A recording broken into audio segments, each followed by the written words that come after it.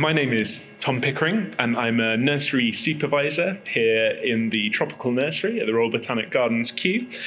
Let me take you on a tour around the nursery and show you some of the amazing plants that we have growing here.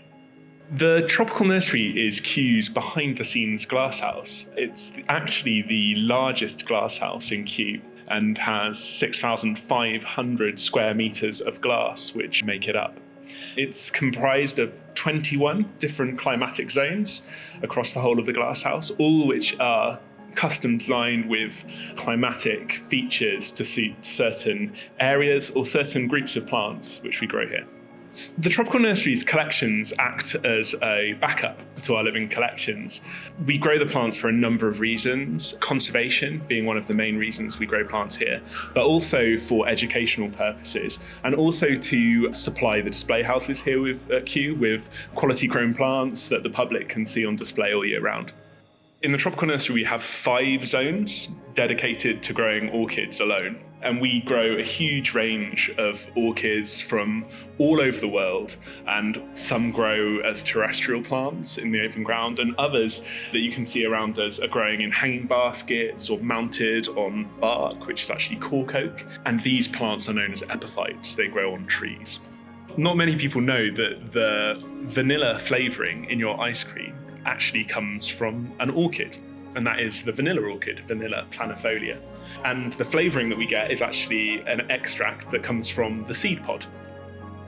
We're now standing in one of the arid zones within the Tropical Nursery. So we have a range of plants which are adapted to survive really dry environments, and plants can do that in a number of ways. They can do it through succulent fleshy leaves, thick caudiciform stems, and those are fattened, swollen stems which have adapted to store large amounts of water. But also other adaptations like reduced or no leaves at all. Things like cacti have completely evolved to lose all their leaves as a method of storing water. One of the plants in this zone which I think is particularly interesting is Welwitschia mirabilis.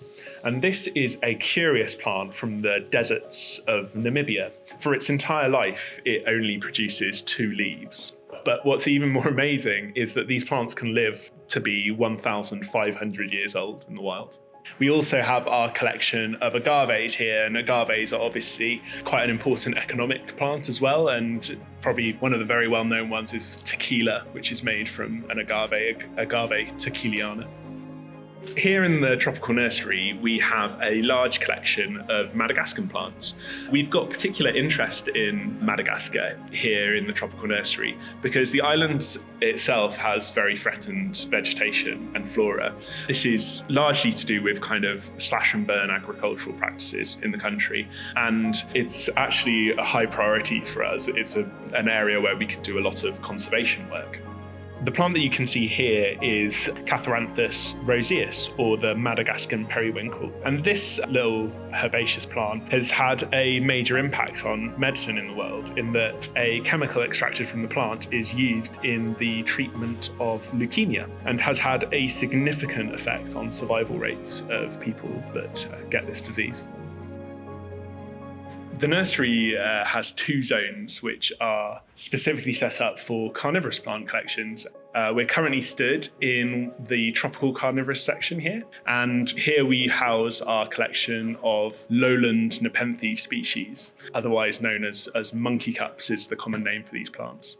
Nepenthes in this zone, which is probably my favourite, is this Nepenthes truncata, which overall produces the largest pitchers of any of the species I think that we grow here in Kew. So some of the pitchers are amazingly long, in fact. One of the plants here broke the Guinness World Record for the longest Nepenthes pitcher, which was recorded at 43 centimetres long. An iconic plant to Kew Gardens is the Amorphophallus titanum, or the Titanarum lily as it's commonly known. The plant itself either produces a large single leaf or a huge inflorescence, which is renowned for its horrendous smell. It smells like a rotting body. It is actually able to heat itself up, the flower, and by heating itself up, it disperses the smell and draws in its pollinator, which is carrion flies.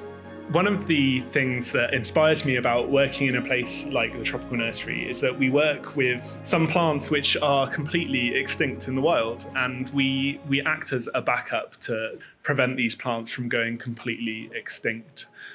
Many of the plants are grown nowhere else in the world in other botanic gardens, and it's our opportunity to give something back to the natural world and act as a force for good in conservation.